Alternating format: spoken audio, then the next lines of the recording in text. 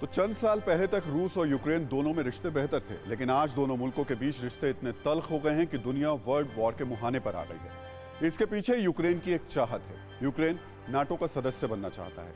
Ukraine सैन्य तौर पर रूस से कमजोर है। यूक्रेन को डर है कि रूस भविष्य में उस पर हमला कर सकता है, इसलिए यूक्रेन नाटो में शामिल होकर अपनी सुरक्षा को पुख्ता करना चाहता है। लेकिन यूक्रेन की यही चाहत रूस को खटक रही है। रूस बखूबी जानता है कि अगर यूक्रेन नाटो में शामिल हुआ तो दुश्मन उसके दरवाजे तक पहुंच जाएगा।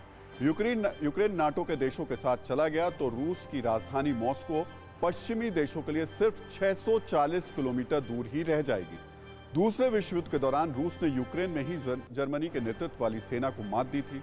रूस को डर है कि अगर यूक्रेन नाटो में शामिल हुआ तो रूस चारों तरफ से अपने दुश्मनों से घिर जाएगा और अमेरिका जैसे देश उस पर हावी हो जाएंगे।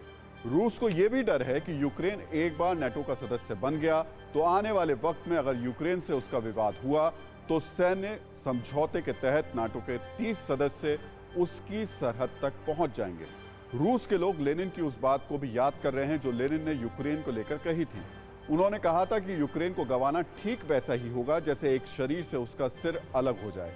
इसी वजह से रूस नाटो में यूक्रेन के शामिल होने का विरोध कर रहा है। 1917 से पहले तक यूक्रेन रूसी साम्राज्य का हिस्सा हुआ करता था। 1917 में यूक्रेन आजाद हो गया, लेकिन 1920 में उसे सोवियत संघ में शामिल होना पड़ा। यूक्रेन के लोगों को लगता है कि रूस कभी भी हमला कर उन्हें गुलाम बना सकता है। इतना ही नहीं, 2014 में रूस ने यूक्रेन में शामिल क्रीमिया को अपने कब्जे में ले लिया था।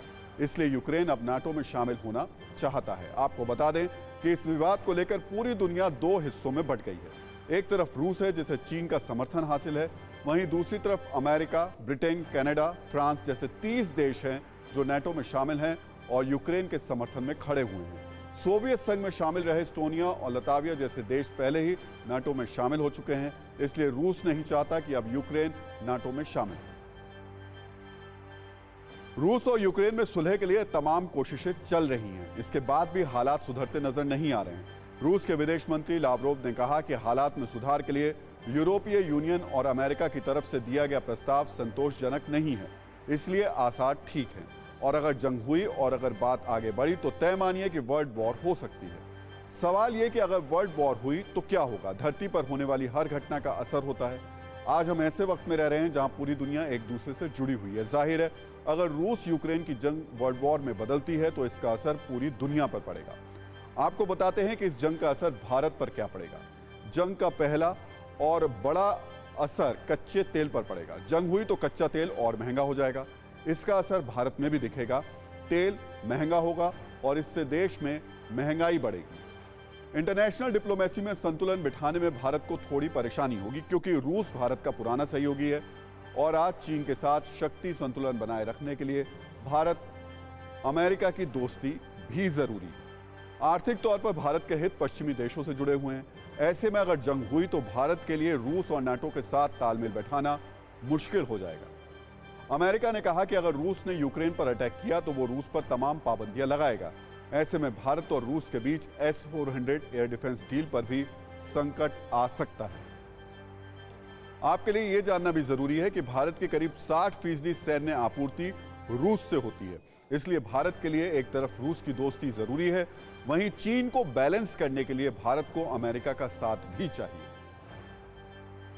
रूस और यूक्रेन के बीच जंग के असर को ऐसे भी समझिए कि जंग की आशंका से ही क्रूड ऑयल $100 के पास पहुंच गया है। वहीं भारतीय शेयर बाजार में आज भारी गिरावट हुई।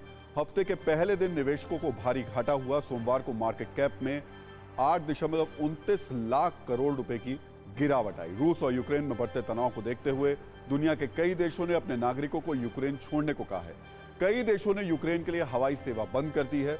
बढ़ते तनाव के बीच भारत के करीब 20,000 छात्रों को लेकर के भी चिंता बढ़ने लगी है। भारतीय छात्रों को यूक्रेन से निकालने के लिए राष्ट्रपति सचिवालय में गुहार लगाई गई है। याचिका में यूक्रेन में इंजीनियरिंग मेडिकल की पढ़ाई कर रहे छात्रों को सुरक्षित निकालने की मांग की गई है। यूक्रेन में करीब 20,000 भारतीय छात्र इंजीनियरिंग और मेडिकल की पढ़ाई कर रहे हैं।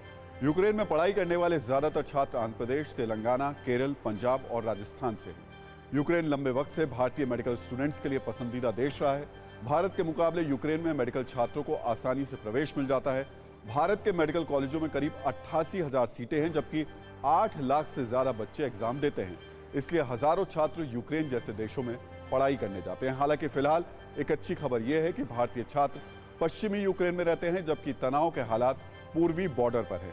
भारत सरकार यूक्रेन में रह रहे अपने नागरिकों की सुरक्षा के लिए तमाम एजेंसियों के संपर्क में है। परवाह देश की, सोमवार से शुक्रवार रात 10 बजे TV9 भारतवर्ष पर।